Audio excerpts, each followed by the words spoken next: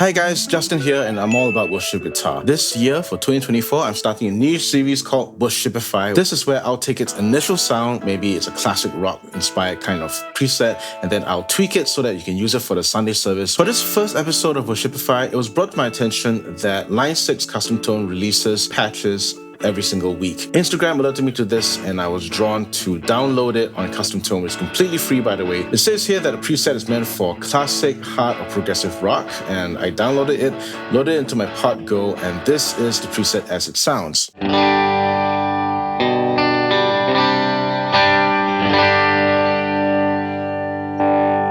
Let's turn on that Minotaur drive.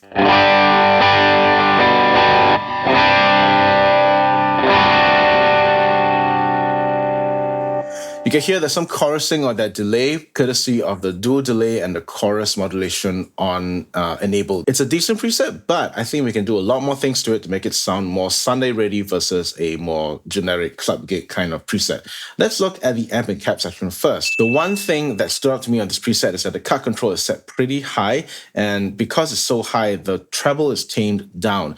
The controls on the AC30 are additive in nature and they interact with one another. If I were to reduce this cut control to something a bit more praise and worshipy, like 4.0, you will hear that there is a bit more uplift and almost like a shelf EQ happening on the upper end.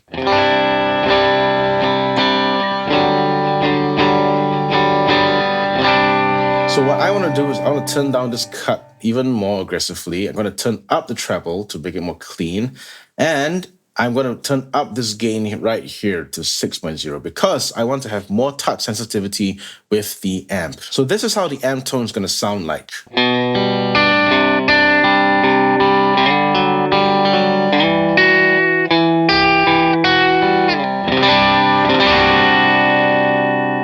Not bad, it's clean when I pick lighter and it drives up when I dig in, which is something that I really like with the AC30 models on the Line 6. With the microphone and cap, I don't think it's a ribbon or a dynamic microphone that I'm used to. I think it's a condenser microphone. And am I right?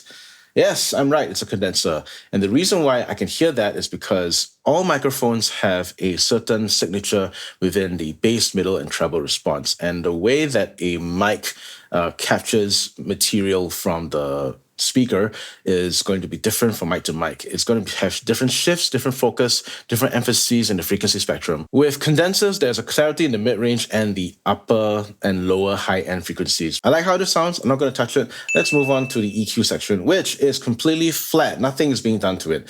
And is there anything that could be improved with this tone?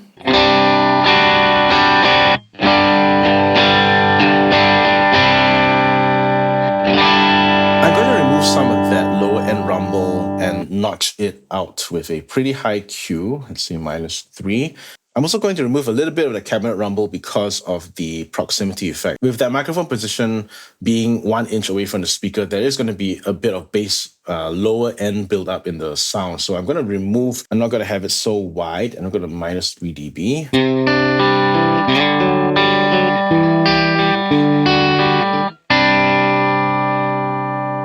Okay, without it.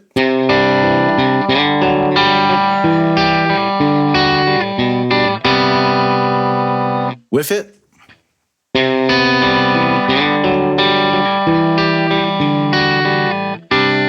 The last thing I'm going to do is do a gentle mid-scoop, which will give me some nice smoothness to the sound, which I will do by having a very wide Q, 0.7, so it's a very, very broad kind of cut.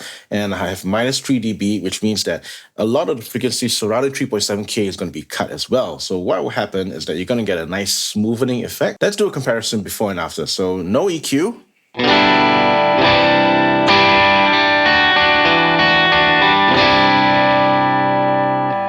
With the EQ.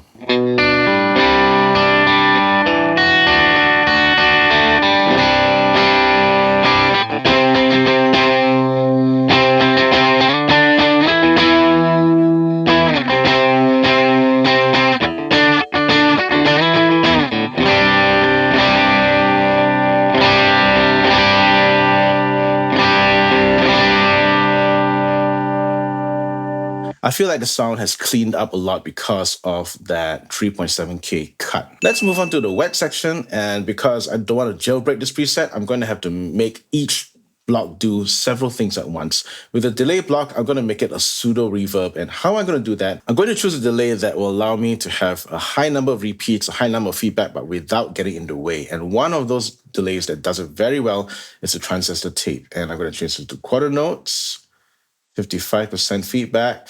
We can leave the wow flutter that way. Turn up the spread to, let's say, 6.3, and I'm going to have the headroom high.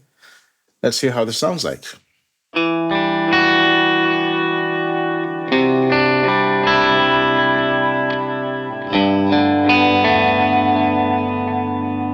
You could turn this to a galloping quarter note and dotted eighth note by turning this down to 75%, and let's see how that sounds like.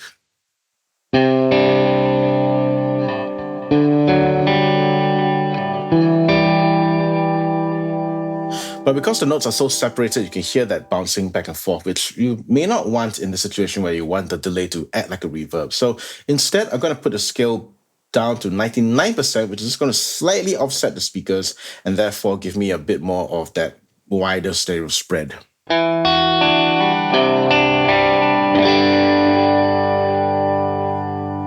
To make it PNW, I'm going to have a separate dedicated delay just for the dotted eighth, and I'm going to move this before the amplifier. The reason why is I want those delay repeats to be saturated by the amp distortion. And let's turn this to the dotted eighth, the ubiquitous dotted eighth. I'm going to make sure that this is slightly higher mix, let's say 44%. Feedback can be 35%, no problem. I'm going to turn the scale back to 100, and let's leave these trails on. What do we get?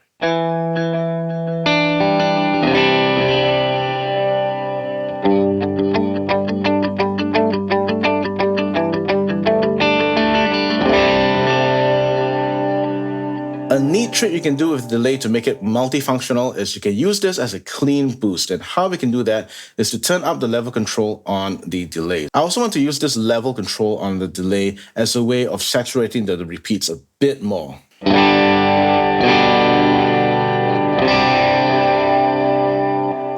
Turn on delay.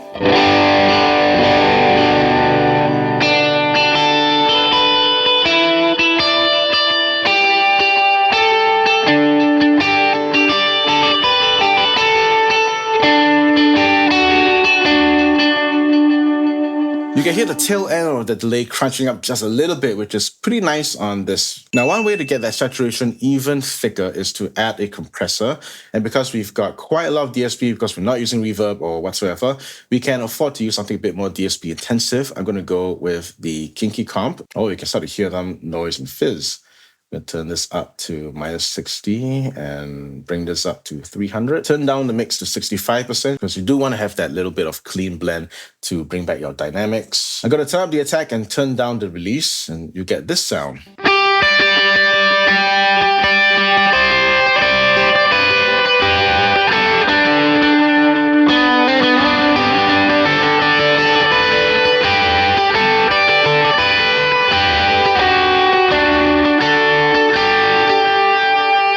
A few more things before we call it a day. Let's go to the distortion. Let's turn up the Minotaur, see what happens.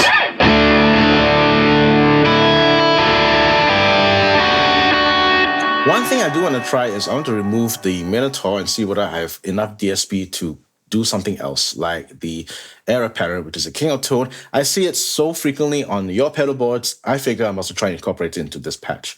And yes, we do have enough DSP for a king of tones. Current settings, let's see how it sounds like.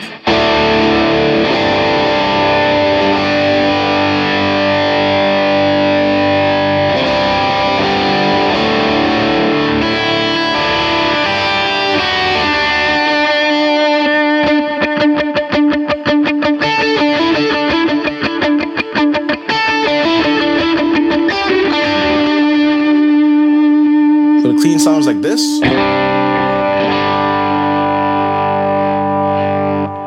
Error parent.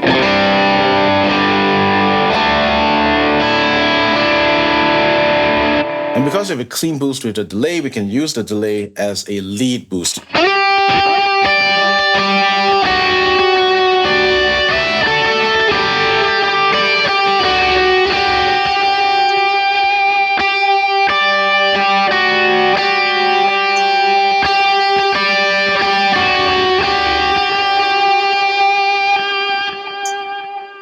And that's with minimal tweaking. Of course, you can tweak the gain, the taste, the tone, the taste, but this is a pretty decent patch by itself. The last thing I'm going to do is I'm going to change the volume pedal placement. I'm going to put this before the delay because if you put it after your repeats are going to be chopped off by the volume swell. So what I'm going to do is change this to logarithmic because it's going to feel a bit more natural. Now you may think that because there's no reverb pedal, a volume swell isn't going to sound as nice. I beg to differ. Let's turn on all the delays and just make sure that I'm on a neck pickup. Hear this out.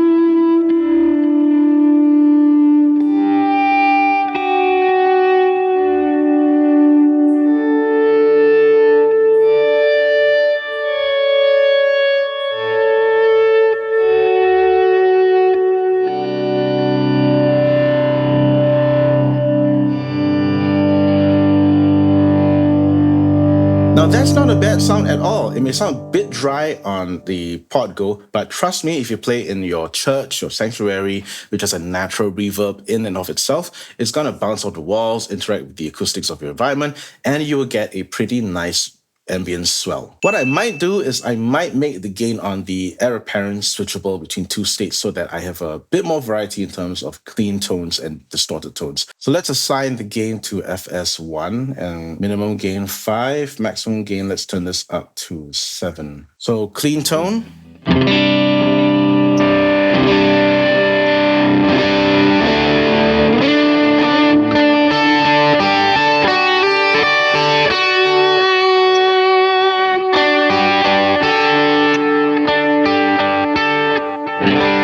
Next, let's assign the mix control to a button so that I can switch this from a low mix to high mix. Low mix being that this delay is going to function like a clean boost. So make sure that mix is selected. Click on FS2, minimum 22, maximum 48.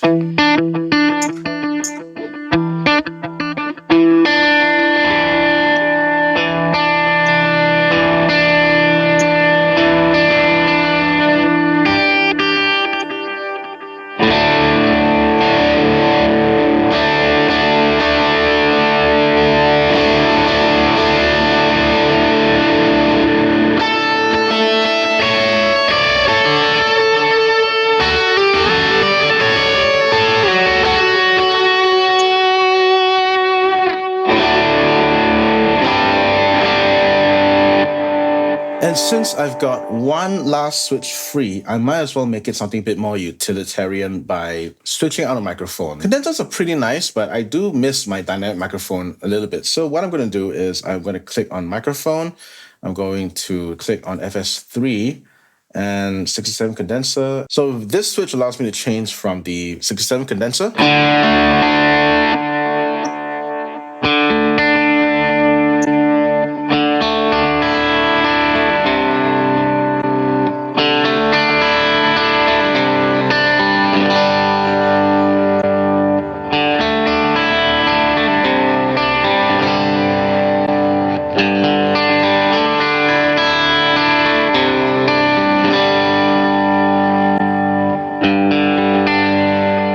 So you do notice that the tone changes a lot because the condenser microphone is clear in the upper mids to the lower high frequencies. And with the 57, you've got a bit more of that lower mid-range bite and bark with a smooth bottom end. If you like to use palm mutes as a more percussive style of playing, you might benefit from having the overdrive and changing the microphone to a 57.